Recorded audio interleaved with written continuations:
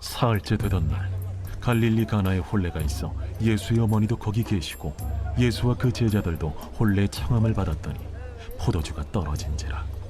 예수의 어머니가 예수에게 이르되, 저들에게 포도주가 없다. 여자여, 나와 무슨 상관이 있나이까? 내 때가 아직 이르지 아니하였나이다.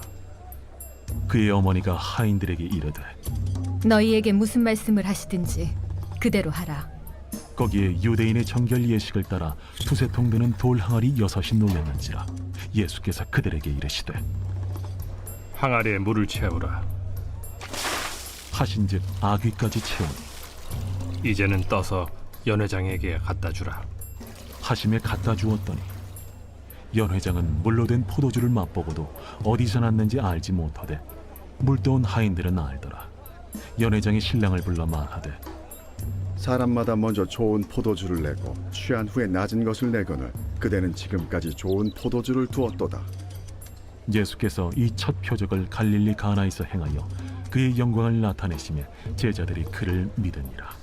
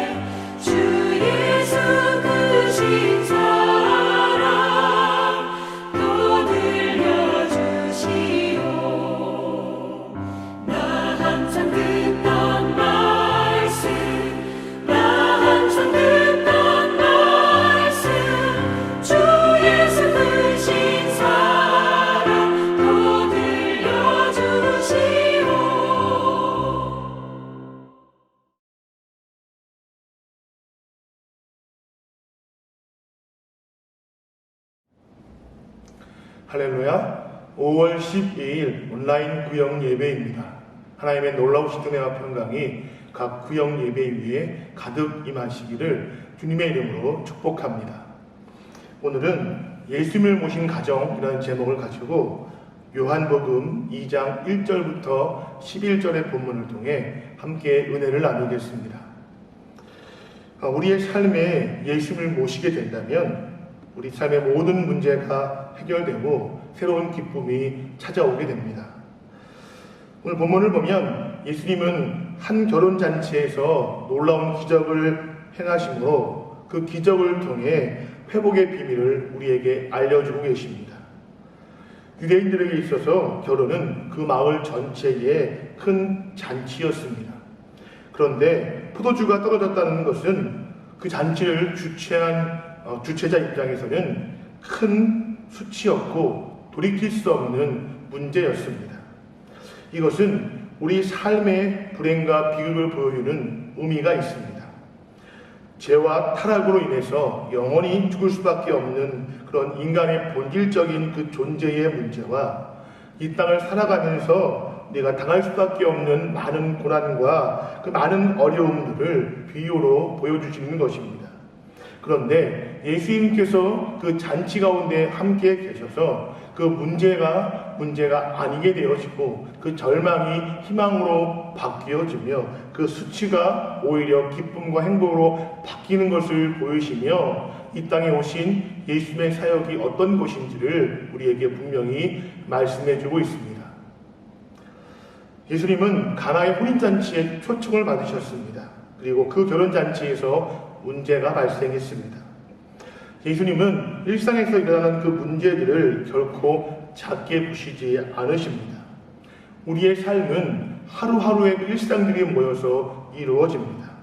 그러므로 우리도 우리 삶의 모든 일상에서 예수님을 초청함으로 그분과 함께 동행하는 삶을 살아가야 합니다. 그럴 때 그 일상의 문제들 속에 예수님께 도움을 청할 수가 있고 또 예수님께 도움을 받을 수 있게 되는 것입니다. 잔치에서 포도주가 떨어져서 큰 어려움에 처한 그 한 가정에 예수님이 찾아오심으로 그 문제가 해결되어지고 오히려 기쁨과 은혜가 가득하게 되었습니다. 우리의 삶도 그럴 수 있습니다. 겉으로는 화려해 보인다 할지라도 또 겉으로는 부족함이 없어 보인다 할지라도 그 안에는 그 속에는 남들은 모르는 아픔과 여러 가지 문제들로 힘들어할 때가 참 많이 있습니다. 또 그 심령에는 은혜가 하나도 남지 않아서 강팍하고 고단한 삶을 살아갈 수도 있는 것입니다. 그럴 때 우리가 할 수 있는 가장 좋은 방법은 예수님을 초청하는 것입니다. 우리의 삶에 우리의 가정에 예수님을 모시면 모든 문제가 해결되어지고 새로운 기쁨이 가득하게 될 것입니다. 예수님을 내 삶에 가정에 모셔서 일상을 주님과 함께 동행하며 살아가는 우리 모두가 되시기를 주님의 이름으로 축복합니다. 또 우리의 삶에 또 우리의 가정에 기적이 일어나려면 전능하신 예수님께 나아가야 합니다. 마리아는 문제가 생기자 예수님께 나아가서 그 문제를 낱낱이 아뢰었습니다. 가나온 잔치의 문제는 예수님이 그 자리에 계셨기 때문에 해결될 수 있었지만 마리아가 그 문제를 가지고 예수님께 나아가 간구했기 때문에 가능했던 일이었습니다. 우리도 우리의 부족한 모습, 문제들을 그대로 가지고 예수님께 나아가야 합니다. 문제를 가지고 주님께 나아가는 것이 바로 문제 해결의 시작임을 믿으시기 바랍니다. 나에게 문제가 있을 때에 주님께 나아가야 합니다. 우리의 가정에 어려움이 있을 때에 그 문제를 가지고 주님께 나아가는 것이 믿음이고 지혜입니다. 그럴 때 예수님께서 우리의 삶의 문제를, 우리 가정의 문제를 해결해 주실 것입니다. 슬픔을 기쁨으로 바꾸어 주시고 눈물을 감사의 찬송으로 바꾸어 주실 것입니다. 이러한 은혜가 우리의 삶과 가정에 충만하시기를 다시 한번 주님의 이름으로 축복합니다. 마지막으로 하나님의 은혜와 기적이 우리 삶에 가득하기를 원한다면 말씀에 순종해야 합니다. 예수님은 하인들에게 말씀하시기를 항아리에 물을 아구까지 채우라고 말씀하셨습니다. 그리고 그 물을 떠서 연회장에게 갖다 주라고 하셨습니다. 항아리에 물을 채웠을 때까지 물은 여전히 그대로 물이었습니다. 그리고 떠서 손님들에게 가지고 가는 순간에도 물은 여전히 물이었습니다. 그런데 하인들이 끝까지 말씀에 순종해서 그 물을 연회장에게 가져다 주는 순간 물이 포도주로 변해 있었습니다. 하인들의 온전한 순종이 기적의 도구가 된 것입니다. 가나 혼인잔치의 기적은 믿음의 기적이고 또 순종의 기적입니다. 그리스도인들은 문제와 상황보다 하나님을 바라보고 주님의 말씀을 믿음으로 순종하며 살아가는 사람들입니다. 그럴 때 우리의 인생에 하나님의 놀라운 기적이 일어나게 되어집니다. 맹물 같은 그 인생이 포도주와 같은 값진 인생으로 변화되게 되는 것입니다. 우리의 삶에서 어떠한 순간에도 말씀에 끝까지 순종함으로 하나님의 은혜와 기적을 날마다 맛보는 그렇게 은혜가 충만한 우리의 가정이 되시기를 주님의 이름으로 축복합니다.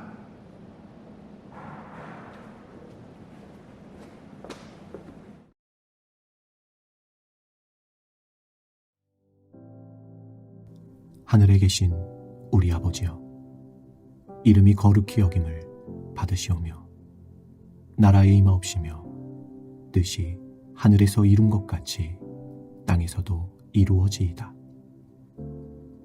오늘날 우리에게 일용할 양식을 주옵시고 우리가 우리에게 죄 지은 자를 사하여 준 것 같이 우리 죄를 사하여 주옵시고 우리를 시험에 들게 하지 마옵시고 다만 악에서 구하옵소서.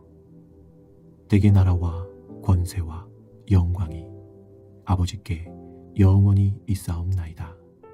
아멘.